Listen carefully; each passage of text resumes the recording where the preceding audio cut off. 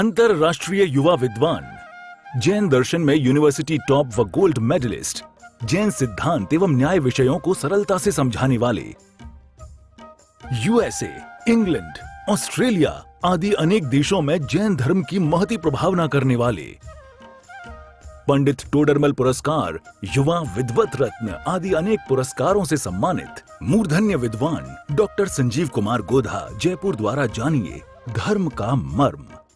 इस कार्यक्रम के पुण्यार्जक हैं श्रीमती मैना देवी सेठी, धर्म पत्नी स्वर्गीय श्री पूनम चंद जी सेठी, श्री अनिल जी प्रीति, श्री सुभाष जी सुमन, श्री सुशील जी संध्या रानी, श्रीमती राजू, श्री विनोद जी बज, दीपक जी विनीता, ऋषभ जी आंचल, हर्षवर्धन शिल्पा, अभिनंदन जी प्रियांशी, अनंत जी खुशबू, चहल, देव, अनिका, अरिहंत, शौर्य, युवान, सनाया, रियान एवं समस्त सेठी परिवार दिल्ली, बेंगलोर, कोलकाता। जयति परम ज्योतिः समं समस्तैरनन्त पर्यायै दर्पण तलैव सकला प्रतिफलति पदार्थ मालिका यत्र परमागमस्य जीवं निषिद्ध जात्यन्ध सिन्धुर्विधानम् सकल नय विलसितानां विरोध मथनं नमाम्यनेकान्तम् विरोध मथनं नमाम्यनेकान्तम्।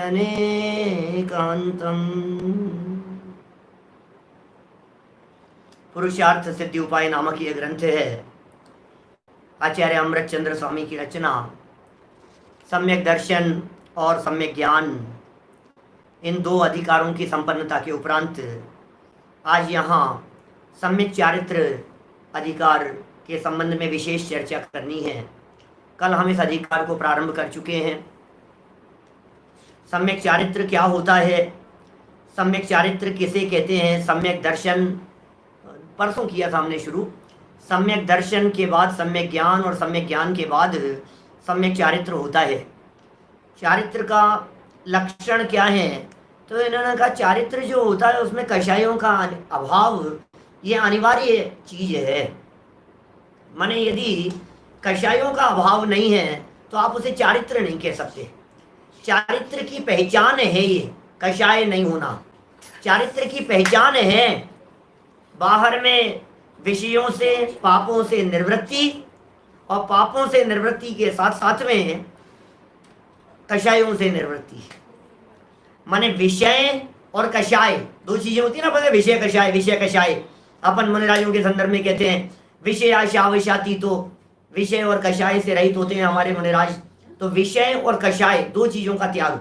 तो पांचों इंद्रियों के विषयों से विरक्ति, ये तो कहलाता है विषय विरक्ति, और अंदर में उसके प्रति आसक्ति का त्याग, कषाय का त्याग। तो विषय और कषाय इन दोनों का त्याग जहां होता है तब होता है चारित्र। और वो चारित्र कैसा होता है, तो यहाँ बहुत ही सुंदर प्रकरण बतलाया गया उस चारित्र के संदर्भ में, जिसमें यह कहा गया कि वो जो चारित्र हैं वो आत्म स्वरूप होता है। हम ये सब चर्चा आपके बीच में कर चुके हैं। वो चारित्र आत्म स्वरूप होता, आत्म रूपम तत्। आपको ध्यान है ऐसे शब्द थे, आत्म रूपम वर्तते तत् आत्म रूपम वर्तते। वो आत्म रूप वर्तता है, वो आत्म रूप दिखाई देता है, तत् आत्म रूपम वर्तते। देखिए फिर यहाँ प्रश्न उठाया, ये सब चर्चाएं कल कर चुके थे हम, क्योंकि जो चारित्र के बारे में बातें कही गई वो सब सकल चारित्र के बारे में कही गई, महान चारित्र के बारे में कही गई, यथाख्यात चारित्र के बारे में कही गई, मुनिराजों के विशेष चारित्र के बारे में कही गई। बोले और साहब इतना बहुत कठिन काम हो गया। फिर बोले शुभोपयोग, शुभोपयोग में चारित्र है या नहीं है, तो फिर इन्होंने बहुत सुंदर जवाब दिया। जितना राग और कषाय की मंदता है उतना चारित्र है। राग और कषाय की मंदता का नाम, जितने जितने अंशों में मंद हो गया है उतने अंशों में चारित्र कहलाएगा। वो भी व्यवहार से चारित्र कहते हैं उसे, निश्चय से तो चारित्र कषायों के अभाव का नाम है। देखिए कषायों के अभाव का नाम, अभाव ऐसा कहो, कषायों के अभाव का नाम वास्तविक चारित्र, और कषायों का अभाव नहीं हो तो मंदता को भी व्यवहार से चारित्र कह देते हैं। लेकिन ये जो चारित्र होता है, ये चारित्र आत्म रूपम तत्, वो आत्म रूप होता है, आत्म स्वरूप होता है। मूल श्लोक में आत्म रूपम तत् शब्द का प्रयोग किया गया था। देखिए, अब ये जो इतना कठिन चारित्र कह दिया, शिष्य ने कहा महाराज हम तो चारित्र से दूर ही रहना चाहते हैं। बोले चिंता मत कर, चारित्र दो प्रकार का होता है, तेरे लिए भी है चर्चा। घबरा क्यों रहा है, तो डर क्यों रहा है, डरने की बात क्यों कर रहा है? जिस चारित्र की यहाँ बात की जा रही है, ये चारित्र दो प्रकार का है। भैया याद करते जाना बातों को, क्या छोटी छोटी सी बातें होती हैं, ये छोटे छोटे से टॉपिक्स आपको याद होते चले जाएंगे तो आप 6 महीने बाद में देखेंगे आपके पास में कितना स्टोरेज हो गया ज्ञान का। बार बार कहने की जरूरत नहीं है। जो प्रत्यक्ष परोक्ष प्रमाणों के भेद बतलाए थे, या और जो चर्चाएं की, जो निशंकित आदि अंग, सम्यक दर्शन के 8 अंग बतलाए, चाहे सम्यक ज्ञान के 8 अंग, छोटी छोटी सी चीजें हैं, स्टोर होती चली जाती है, याद करते चले जाओ। अब यहाँ चारित्र की चर्चा कर रहे हैं। 40 नंबर का ये श्लोक है, पेज नंबर है 79। देखिए, हिंसा तो नृत वचनात् स्तेयात् ब्रह्मत परिग्रहत कार्त्स्नेक देश विरतेश चारित्रम जायते द्विविधम। क्या कह रहे हैं? हिंसा से, हिंसातः, हिंसा से, अनृत वचनात्, असत्य भाषण से, स्तेयात्, चोरी से, अब्रह्मतः, कुशील से, और परिग्रहतः, परिग्रह से, कार्त्स्नेक देश विरते, सर्वदेश और एक देश त्याग से, वह चारित्रम द्विविधम, वह चारित्र दो प्रकार का जायते होता है। अरे भाई कितना सरल शब्दों में कह दिया। चारित्र दो प्रकार का होता है। 5 प्रकार के पाप कहे जाते हैं। उन 5 प्रकार के पापों का एक देश त्याग और सर्वदेश त्याग, उन 5 पापों का आंशिक त्याग और पूरी तरह से त्याग, इस तरह से 2 प्रकार का चारित्र जायते, 2 प्रकार का चारित्र होता है। बहुत सरल बात है। हमारे स्वाध्यायी आत्मार्थी लोग यदि इस बात को सुनेंगे, देखेंगे तो कहेंगे अरे बड़ी आगे बढ़ो, सरल है, बहुत आगे बढ़ो। क्या इतनी सरल सी बात है। बोले क्या कह दिया, सरल शब्दों में क्या बात कह दी यहां पर? आत्मरूपम तत्, आत्मरूप है वो चारित्र। जो चारित्र आत्मरूप है वो 5 प्रकार के पाप, अब 5 पाप के नाम तो बच्चा बच्चा जानता है जैन समाज का। हिंसा, झूठ, चोरी, कुशील, परिग्रह। अभी इनकी चर्चाएं तो करेंगे आगे, एक एक के लिए अधिकार दिए हैं, आगे चैप्टर दिए हैं, आगे अहिंसाणु व्रत के लिए, सत्याणु व्रत के लिए, अचौर्याणु व्रत के लिए, परिग्रह परिमाण व्रत के लिए, ब्रह्मचर्याणु व्रत के लिए, इन सब के लिए अलग अलग टॉपिक्स और चैप्टर दिए हैं आगे। माने 5 पापों का त्याग किस प्रकार से किया जाए, 5 पापों का स्वरूप क्या है, इनकी चर्चा को अमृत चंद्राचार्य बहुत गहराई से आगे चल करके बताने वाले हैं कि अरे साहब पाप पढ़ाओगे अब हमारे को, अब यही लेवल रह गया हमारा पाप पढ़ने जैसा। बोलो ऐसा ऐसा लगता है, माने हमें ऐसे लगने लग जाता है अरे भाई साहब यार क्या आप भी यार बच्चों की बातें लेकर के बैठे, अब 5 पापों के नाम याद कराओगे आप हमारे को इस लेवल पर। आपको पता है पंडित जी, हमने समय सार भी 3 बार पढ़ा है। ऐसे भी हमारे आत्मार्थी होंगे कई जो ये कहेंगे हमने समय सार 3 बार पढ़ा है, जो ये कहेंगे कई बार हमने मोक्ष मार्ग प्रकाशक पढ़ लिया है, तत्वार सूत्र कंठस्थ है, रत्नकरण कई बार पढ़ा है, अब हमारे को आप ये 5 पाप पढ़ा रहे हो। सुनो भाई, जिनवाणी की बात है, जब अमृत चंद्राचार्य को 5 पाप का नाम और 5 पाप का स्वरूप बतलाने में रंच मात्र भी संकोच नहीं हुआ तो हमें पढ़ने और सुनने में संकोच क्यों हुए? हम पढ़ेंगे।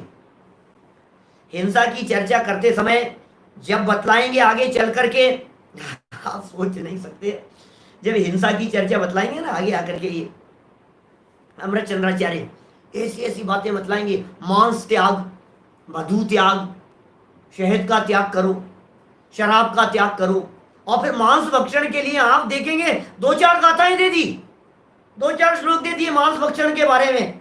सोच सोच करके ऐसा लगता है कि यार क्या कह रहे हो आप। बहुत मार्मिक व्याख्यान आने वाले हैं अहिंसा के संदर्भ में, इन सब की बातों के संदर्भ में।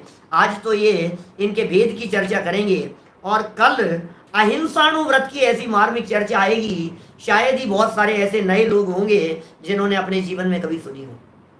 नए लोगों की बात करता हूं। परम उत्कृष्ट व्याख्या अहिंसा की वो जानने को मिलेगी। अभी देखिए अन्वयार्थ मैंने पढ़ दिया है, और अन्वयार्थ पढ़ने से ये बात सामने आ गई कि 5 प्रकार के पाप हैं। सर्वदेश और एक देश त्याग से चारित्र 2 प्रकार का हो जाता है। सर्वदेश माने कहते हैं 100%, सर्वदेश पूरा का पूरा त्याग, ये सर्वदेश है। एक देश माने होता है आंशिक, एक देश माने होता है टुकड़ा, एक देश माने होता है माने एक छोटे छोटे से पीस उसके विभाजन कर दिए, वो कहलाता है एक देश। सर्वदेश माने पूरा, पूरे भारत में यदि कोई नियम लागू कर दिया गया इस समय कोविड-19 में, कोई ऐसा कोई लागू कर दिया गया मान लीजिए, तो फिर क्या होगा? बोले वो सर्वदेश पूरे देश के लिए लागू है। तो कहा नहीं एरिया वाइज हमने जोन बना दिए, जोन वाइज इस चीज को अप्लाई किया गया है, तो वो कहलाएगा एक देश। पूरे देश में एक साथ बारिश हो रही है, कहलाएगा सर्वदेश, पूरा देश। और कहा खंड खंड, खंड वृष्टि, ये पंचम काल उन्नाव सर्पणी काल में खंड खंड वृष्टि देखी जाती है। जयपुर में बारिश हुई तो यहां बारिश हो गई और 2 किलोमीटर दूर बारिश ही नहीं, इसका नाम है खंड वृष्टि। दोष है ये काल का। ये वर्तमान में ऐसा हीन काल है, अतिवृष्टि होती है, कहीं अनावृष्टि होती है, खंड खंड वृष्टि कहते हैं इसको। टुकड़ों टुकड़ों के अंदर हो रही है, कभी यहां हो गई कभी यहां हो गई, एक जैसा नहीं है सब जगह पर, एक जैसा होता है। तो जहां एक हो सब, वो है सर्वदेश, पूरी तरह से त्याग, 100% पूरी तरह से त्याग हो गया। हिंसा, झूठ, चोरी, कुशील, परिग्रह का लेश मात्र भी यहां नहीं है, वो कहलाता है सर्वदेश त्याग। और जहां थोड़ी हिंसा छोड़ दी, थोड़ी रख ली, वो कहलाता है एक देश त्याग। देखिए टीका पढ़ते हैं। चारित्रम द्विविधम जायते, चारित्रम द्विविधम जायते, चारित्र 2 प्रकार से जायते। जायते आप जानते क्या? जायो है, त्रिशला जायो, क्या क्या है? मैंने आंगन में सुनाई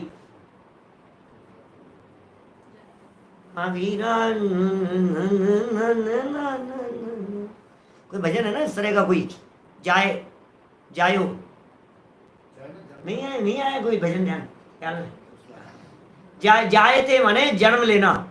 तो ये कह रहे हैं चारित्रम द्विविधम जायते, चारित्र 2 प्रकार से उत्पन्न होता है। किस प्रकार से? हिंसा, झूठ, चोरी, कुशील और परिग्रह। नहीं लाइन आगे पड़ गया। किस प्रकार से? हिंसातः, अनृतवचनात्, स्तेयात्, अब्रह्मतः, परिग्रहतः, कार्त्स्यनेक देश विरते। हिंसा, झूठ, चोरी, कुशील और परिग्रह के सर्वदेश तथा एक देश त्याग से चारित्र के 2 भेद होते हैं। सरल सी बात है, कोई ज़्यादा विस्तार करने की जरूरत नहीं है। माने पूरी तरह से और आंशिक त्याग से 2 प्रकार का हो गया। भावार्थ देखिए, हिंसादिक का वर्णन आगे किया जा रहा है। अभी यहाँ क्या बतलाएं आपको? अभी यदि हम यहाँ हिंसा समझाने लग जाएंगे तो फिर कल हिंसा का प्रकरण प्रारंभ करेंगे, तब क्या करेंगे? त्रिशलाने जायो ललना ठीक है, धन्यवाद आपको। हिंसादिक का वर्णन आगे किया जा रहा है। इनके सर्वथा त्याग को सकल चारित्र, पूरी तरह से त्याग को सकल चारित्र, और एक देश त्याग को देश चारित्र कहते हैं। माने इनको यदि मैं दूसरे शब्दों में कहूं तो मैं कह सकता हूं महाव्रत और अणुव्रत। जानते हैं ना आप लोग? माने 5 पापों के पूरी तरह से त्याग को हम क्या कहते हैं? महाव्रत कहते हैं। और 5 पापों के आंशिक त्याग को क्या कहते हैं? अणुव्रत कहते हैं। इसका मतलब सकल चारित्र माने होता है महाव्रत, और देश चारित्र माने होता है अणुव्रत। बस सीधी सी बात है। महाव्रतों की चर्चा बोले पूरी तरह से चारित्र है, अणुव्रतों की चर्चा बोले ये आंशिक चारित्र है। अब इनके स्वामी बतलाते हैं माने महाव्रत किनके होते हैं और अणुव्रत किनके होते हैं। सच में अमृत चंद्राचार्य देव इतनी कृपा कर रहे हैं, इतनी कृपा करके बात कर रहे हैं, चिंता मत करो। तुमने आज तक यदि कुछ भी नहीं पढ़ा होगा तुम्हारे को सब बात समझ में आ जाएगी, इतनी सरलता से बात कर रहे हैं। इन दोनों प्रकार के चारित्रों के स्वामी को बतलाते हैं। 41 नंबर श्लोक, निर्तः कात्स्ने निर्वृत्तौ भवति यति समय सारभूतोयम यात्वेक देश विरतिर निरस्तस्यामुपासको भवति। क्या कह रहे हैं? कात्स्ने निर्वृत्तौ सर्वथा सर्वदेश त्याग में निरतः लीन अयम यति, यह मुनि समय सारभूत है, शुद्धोपयोग रूप स्वरूप में आचरण करने वाला भवती होता है। शुद्धोपयोग रूप स्वरूप में आचरण करने वाला होता है। या तो एक देश विरति है, और जो एक देश विरति है तस्याम निरत, उसमें लगा हुआ उपासक है। उपासक अर्थात श्रावक भवती होता है। सरल सरल शब्द हैं, क्या व्याख्या करें इनकी और क्या विस्तार करें। देखो अन्वयार्थ का ही सरल अर्थ पढ़ लेते हैं, एक बार और रिपीट हो जाएगी बात 2 मिनट में। सर्वथा सर्वदेश त्याग में लीन कौन है? मुनिराज। 41 नंबर है श्लोक। सर्वथा सर्वदेश त्याग में लीन ये मुनि शुद्धोपयोग स्वरूप आचरण करने वाले होते हैं। माने जो आत्मा में लीन जिनका उपयोग है, जो आत्मा से बाहर नहीं निकलते हैं, जो मुनिराज आत्मा में ही लवलीन रहते हैं, ऐसे शुद्धोपयोगी मुनिराज। समय सारभूत का अर्थ किया है इन्होंने यहाँ। समय सारभूत का अर्थ है शुद्धोपयोगी मुनिराज, शुद्धोपयोग स्वरूप में आचरण करने वाले होते हैं।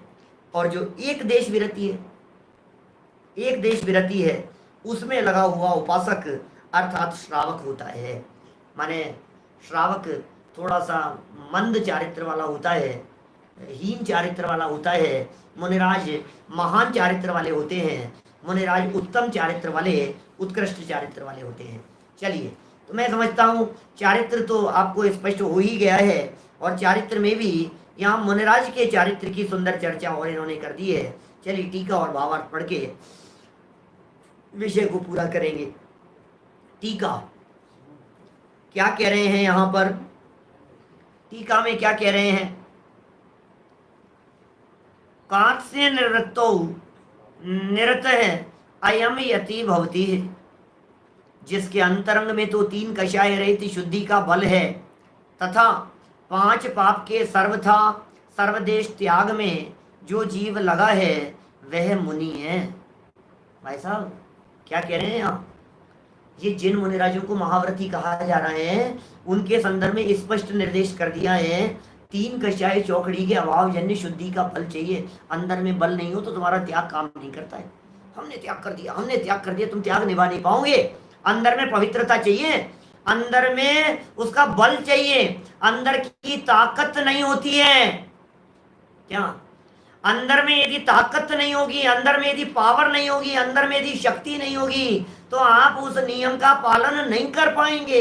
इसका मतलब पालन करने के लिए अंदर में शक्ति चाहिए, और उस शक्ति का नाम क्या है? 3 कषाय चौकड़ी के अभाव जन्य शुद्ध परिणति।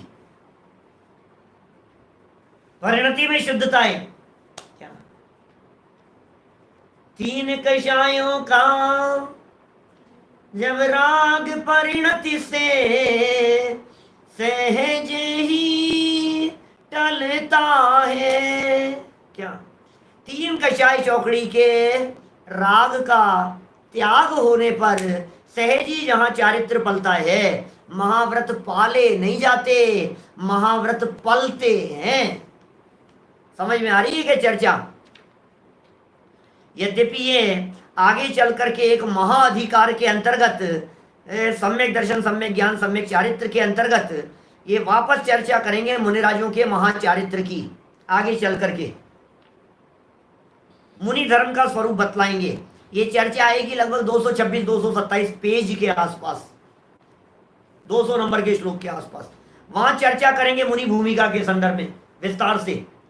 लेकिन यहाँ जो महाव्रतों की चर्चा कर रहे हैं, बोले महाव्रत मुनि भूमिका में होते हैं भाई साहब, उनका नाम ही महाव्रत है, छोटे छोटे से नहीं है, महाव्रत है। लेकिन खींचतान नहीं होती है महाव्रतों के पालन करने में। मुनिराजों के महाव्रत पाले नहीं जाते, पलते हैं। अरे बड़े गजब गजब के कथन है। देखिए क्या है, चरणानुयोग है ना, चरणानुयोग।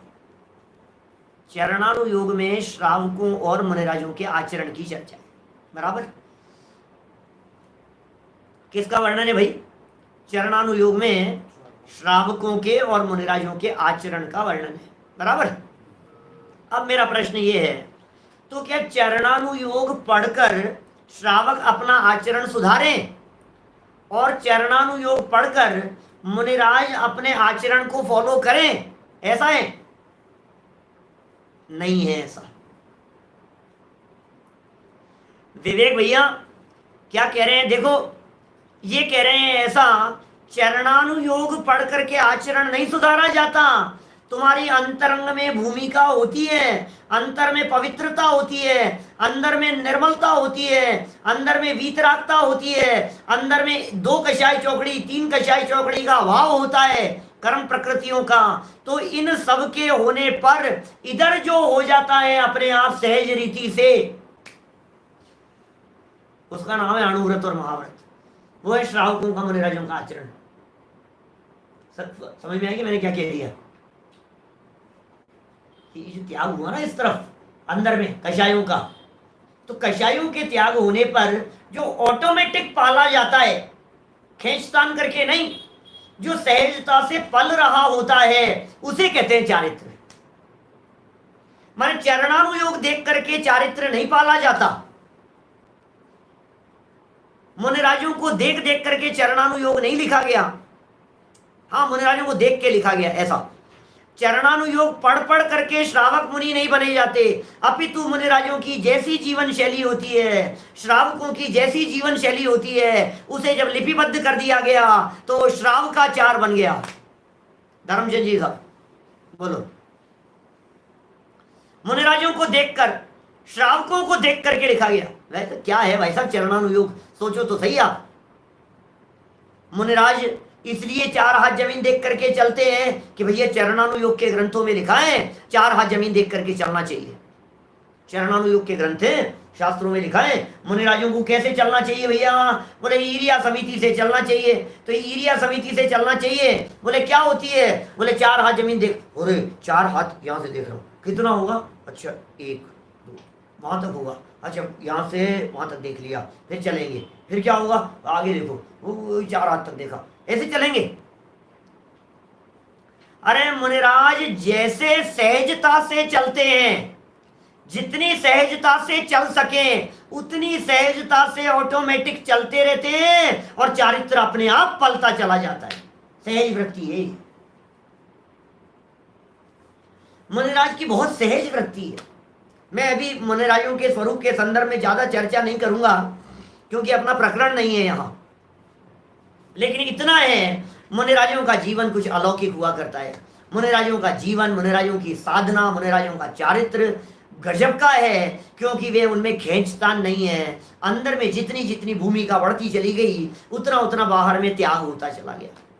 भूमिका अंदर बढ़ती है, त्याग बाहर में दिखाई, बाहर में त्याग रूप रिफ्लेक्शन दिखाई देता है। वास्तव में तो अंतरंग में विशुद्धि बढ़ी और त्याग भी अंदर में हो गया। ध्यान देना क्या कह रहा हूं। अंदर में जो विशुद्धि बढ़ी है तो त्याग कहां हुआ है? बोले त्याग भी अंदर में हो गया है। इधर इधर विशुद्धि बढ़ी, बढ़ रही है विशुद्धि, तो विशुद्धि बढ़ती चली जा रही है। और त्याग कहां हो रहा है? बोले कषाय का त्याग हो रहा है ना, राग का त्याग हो रहा है, अपनेपन का त्याग हो रहा है, मिथ्यात्व चला गया है, अनंतानुबंधी चले गई है, अप्रत्याख्यान चले गई है, प्रत्याख्यान चले गई है। ये त्याग कहां हो रहा है? बोले अंदर में हो रहा है। अब ये जो अंदर में विशुद्धि बढ़ी और अंदर में कषाय भाव का त्याग हुआ, इसका रिफ्लेक्शन दिखता है बाहरी प्रवृत्तियों में। क्या समझ में आई क्या बात? पॉइंट समझ में आएगा क्या कहा मैंने? 3 बातें हो गई यहां। एक हो गई शुद्धि की वृद्धि, उसे कहते हैं चारित्र। शुद्धि की वृद्धि को चारित्र कहते हैं, नंबर 1।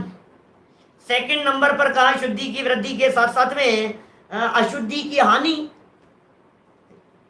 शुद्धि बढ़ रही है, अशुद्धि हानि हो रही है। कोई चीज वृद्धि को प्राप्त हो रही है और किसी का कम हो रही है। तो बोले क्या हुआ कि इधर तो बढ़ रही है निर्मलता, आत्मा में बढ़ रही है निर्मलता, और बाहर में क्या हो रहा है? बाहर में कमजोरी घटती चली जा रही है। जैसे डॉक्टर साहब आप दवाइयां लिखते हैं तो क्या करते हैं? किसी पेशेंट को दवाई दी तो क्या हुआ? वीकनेस कम होती चली गई और पावर, बल बढ़ता चला गया। ऐसा ही होता है ना भाई, बल तो बढ़ता चला जाता है क्या, और वीकनेस कम होती चली जाती है। इसी तरह से कषाय है वीकनेस और आंतरिक निर्मलता है पवित्रता, वो है शक्ति, अपनी पावर। तो ये जो वीकनेस है ये कम होती चली गई कषायों की, विकृति की, और जो निर्मलता है ये बढ़ती चली गई। ये हो गई 2 चीजें, ये दोनों काम हुए अंदर में ये दोनों काम होने पर अब इनका रिफ्लेक्शन दिखता है यहां बाहर, इस जगह पे। ये क्या चीज है? बोले शरीर में दिखेगा, प्रवृत्ति में दिखेगा, बाहरी आचरण में दिखेगा, ये रिफ्लेक्शन है उसका। इसलिए सच्चाई ये है, जितना भी चारित्र होता है वो चारित्र अंदर से बाहर में दिखाई देता है। अंदर में जब तक शुद्धि नहीं हो ना, तब तक बाहर में जो चारित्र पाला जाएगा वो तीव्र कषाय के बिना नहीं हो सकता। ऐसे महापंडित टोडरमल जी ने लिखा है, मैं नहीं कह रहा हूं, मेरी हिम्मत नहीं है।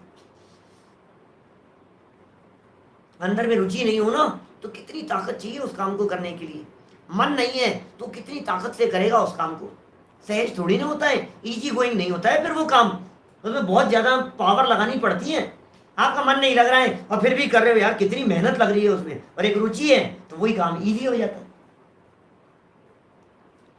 भाई जिस काम में मेहनत लग रही है बहुत कठिन दिखाई देता है हमारे को, ऐसा ही स्वरूप है।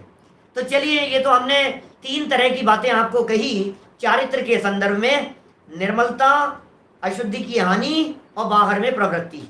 और अब ये जो मुनिराज हैं, इन मुनिराजों का जो जीवन होता है ये 3 कषाय चौकड़ी के अभाव जन्य होता है। इसलिए 3 कषाय चौकड़ी माने अनंतानुबंधी, अप्रत्याख्यानावरण और प्रत्याख्यानावरण, इन तीनों का अभाव हो जाने पर जो सहज रीति से पालन करने में आता है वो है महाव्रत, वो है मुनिराजों का आचरण।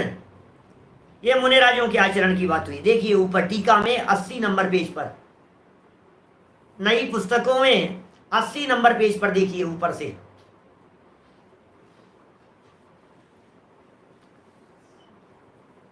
हो गया। जिसके अंतरंग में तो 3 कषाय रहित शुद्धि का बल है तथा 5 पाप के सर्वथा और सर्वदेश त्याग में जो जीव लगा है वह मुनि है। सर्वथा और सर्वदेश कहकर के कहना चाह रहे हैं अकेला बाहर में त्याग नहीं है, अंदर भी त्याग है। सर्वथा और सर्वदेश का मतलब समझिए थोड़ा सा क्या कह रहे हैं। सर्वथा और सर्वदेश कहकर के ये बात नहीं है कि वो बाहर में ऊपर से त्याग कर दिया सब, नहीं, अंदर में त्याग है। अंदर में त्याग की भावना है। 5 पाप को भावों से छोड़ा है, द्रव्य में हिंसा छोड़ी है, क्षेत्र से, काल से और भाव से, इसका नाम है सर्वथा। द्रव्य, क्षेत्र, काल, भाव, पूरी तरह से उसने हिंसा, झूठ, चोरी, कुशील, परिग्रह 5 पापों का त्याग कर दिया है, वो मुनि है। अयम समय सार भूत है, क्या गजब शब्द भाई साहब टीकाकारों के। देखो आप, अयम समय सार भूत है, मूल श्लोक है अमृत चंद्राचार्य का। अयम माने इस प्रकार, माने यह, अयम यह समय सार भूत है, मुनि जो समय सार है। वाह, मुनिराज समय सार है। क्या कह रहे हो भाई साहब, समय सार किसे कहते हैं? बोलो जरा यार। तो सोच करके दंग रह जाते हैं आचार्यों के इन प्रयोगों को देखते हैं तो। समय सार किसका नाम? आपने कभी सीमंतर भगवान की पूजन की है क्या? सीमंदर भगवान की पूजन दादा की लिखी हुई है, और सीमंदर भगवान की पूजन की जो जयमाला है, उस जयमाला के अंदर क्या लिखा है मालूम है आपको? बड़ी गजब की पूजन है। अरे अष्टक भी इतने गजब के हैं उस सीमंदर भगवान की पूजन के, शब्द भी इतने गजब के हैं, इतने मार्मिक हैं कि उनके ऊपर भी हमारी, शायद मेरे प्रवचन भी है शायद सीमंदर पूजन के ऊपर, मेरे व्याख्यान है सीमंदर पूजन पे, पूरा अर्थ है उसका, अर्थ सहित उसकी पूरी चर्चा सीमंदर पूजन की किसी वीतराग विज्ञान या तत्वज्ञान पाठमाला में है, और वहां उसका अर्थ सहित पूरे आपको व्याख्यान मिलेंगे। ये जो अपने पूजन भक्ति अर्थ सहित वाला एक फोल्डर है उसमें मिल जाएगा आपको। पूजन भक्ति अर्थ सहित वाले फोल्डर में सीमंदर भगवान की पूजन का अर्थ, अरे गजब गजब के शब्द, एक एक शब्द मानो ऐसा लगता है चुन चुन करके लिखे हैं उन्होंने, ऐसे शब्द हैं। और मैं विशेषकर उसकी जयमाला को आपको इसलिए रिकमेंड कर रहा हूं क्योंकि उसकी जयमाला में समय सार शब्द का प्रयोग 10-15 जगह पर किया है, एक जगह पर नहीं, 10-15 जगह पर। तुम समय सार, हम समय सार, संपूर्ण आत्मा समय सार, दे गए हमें वे समय सार, गा रहे आज हम समय सार, है समय सार बस एक सार, है समय सार बिन सब असार। सब समय सार समय सार समय सार की चर्चाएं की है, और कई कई तरह से उन समय सार के अर्थ बतलाए हैं। क्या माने उस समय सार शब्द के अर्थ भी कई कई जगह पर कई कई तरह से हैं, क्योंकि हमने 2-3 दिन पहले भी आपसे चर्चा की थी, एक शब्द के अनेक प्रकार के अर्थ होते हैं, कई तरह के अर्थ। अंत की 4 लाइनें हैं क्या, 8-10 प्रयोग हैं समय सार के, बताओ आपको, देखो हमारे निकाल दिए इन्होंने, पढ़ करके सुनाता हूं आपको। सीमंदर भगवान की पूजन है और 7वें छंद से चर्चा थोड़ी शुरू हुई है। पूरव विदेह में हे जिनवर, हो आप आज भी विद्यमान, हो रहा दिव्य उपदेश भव्य, पा रहे नित्य आध्यात्म ज्ञान। यहां तक तो सीमंदर भगवान की चर्चा हुई। फिर पता है क्या कहते हैं आगे, श्री कुंद कुंद आचार्य देव को मिला आप से दिव्य ज्ञान, आत्मानुभूति से कर प्रमाण, पाया उनने आनंद महान। अब सुनना जरा, कुंद कुंदाचार्य देव ने सीमंदर भगवान के पास में गए थे। कुंद कुंदाचार्य देव विदेश क्षेत्र गए थे, तत्वज्ञान पाठमाला भाग 1 में है, उस फोल्डर में भी मिलेगा। सीमंदर भगवान के पास में गए थे कुंद कुंदाचार्य विदेश क्षेत्र। इस पूरे इतिहास में 2 व्यक्तित्व ऐसे मिलते हैं जो भरत क्षेत्र से इस शरीर के साथ में विदेश क्षेत्र साक्षात तीर्थंकर परमात्मा की दिव्य ध्वनि सुनने के लिए चले गए। उनमें नाम एक कुंद कुंदाचार्य देव का है और दूसरा नाम है पूज्य पाद आचार्य, सरवार सिद्धि जिनकी लिखी हुई है। तो बोले कहां गए थे कुंद कुंदाचार्य देव? बोले विदेश क्षेत्र गए थे। हम जा सकते हैं कि नहीं? भैया पूर्व पुण्य का उदय हो, कोई देवगति का जीव आ जाए, कोई ऐसी रिद्धि आपके पास में प्रकट हो जावे तो आप जा सकते हैं, निषेध नहीं है उसका कुछ भी। जय पौम नंदिना हो सीमंदर स्वामी दिव्य नाणेण, न विवोहई तो समणा कहम समगम पयाणंती, है ना, ऐसा ऐसा मूल गाथा के अंदर उल्लेख किया है। देखिए क्या लिखा है इन्होंने, पाया था उनने समय सार, किन्ने? कुंद कुंदाचार्य देव ने समय सार पाया था सीमंदर भगवान से। तो कौन सा समय सार पाया था भाई साहब? वहां से कोई समय सार ग्रंथ लिखा हुआ था क्या वहां विदेश क्षेत्र में पहले से? पाया था उनने समय सार, अपनाया उनने समय सार, समझाया उनने समय सार, हो गए स्वयं वे समय सार। दे गए हमें वे समय सार, गा रहे आज हम समय सार, है समय सार बस एक सार, है समय सार बिन सब असार, मैं हूँ स्वभाव से समय सार, परिणति हो जावे समय सार। देखो भाई कितने अर्थ हो गए हैं। एक हो गया परिणति में समय सार, एक है स्वभाव समय सार, एक है जो उपदेशात्मक शैली में तत्व ज्ञान समझाया गया उसका नाम समय सार, एक वो जिसे उन्होंने लिख दिया, लिपिबद्ध कर दिया, उसका नाम समय सार। क्या है समय सार शब्द के अर्थ? मैं हूं स्वभाव से समय सार, परिणति हो जावे समय सार, है यही चाह, है यही राह, जीवन हो जावे समय सार। सारा जीवन समय सार में हो जावे। समय सार है सार, और सार कछु है नहीं, और महिमा अपरंपार, समय सार मय। कौन? शिवंदर भगवान। आप समय सार मय हो। तीर्थंकर परमात्मा, आप समय सार मय हो, आपकी महिमा अपरंपार है। गजब गजब के अर्थ होते हैं। यहाँ समय सार का क्या अर्थ किया? वही अमृत चंद्राचार्य समय सार के अर्थ करने वाले, वे अमृत चंद्राचार्य यहाँ क्या कह रहे हैं? अयम समय सार भूत है, यह मुनि समय सार जो है शुद्धोपयोग रूप शुद्धात्मा।